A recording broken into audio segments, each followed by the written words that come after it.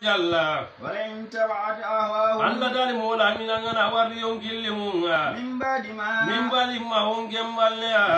agari gadange mola minya gelle duwa honge nga inna gange mola mini ijan kembirenga من الظالمين anya tonya hemme Allah du tore ngolle ndabare Allah jina mugo benugunga oga kinindiya gelle kitabe nyale kenyal qur'ana nga igunga mola mini diwa farendo يعرفون أبناءهم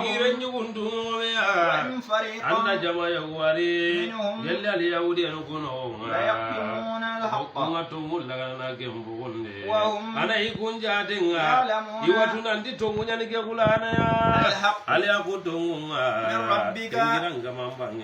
فلا تكون من الممترين ما يسكندهم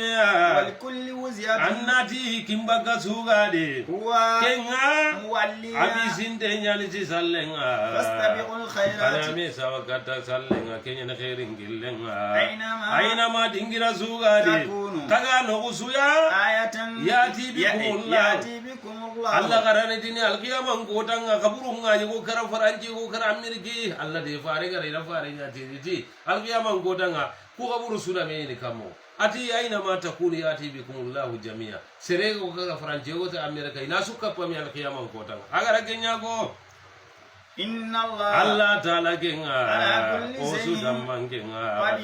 Allah ni ranni ana dungenya yi wa min haizu dingira sugade faratta ange mola mini gabogo wa walli wa dha annanye son jongo yi satara al masjid al haram misnuru man dige jongo menga wa innahu anda ge qur'ana genga ri keni tongonya rabbika giranga mambanga wa walli wa dhaka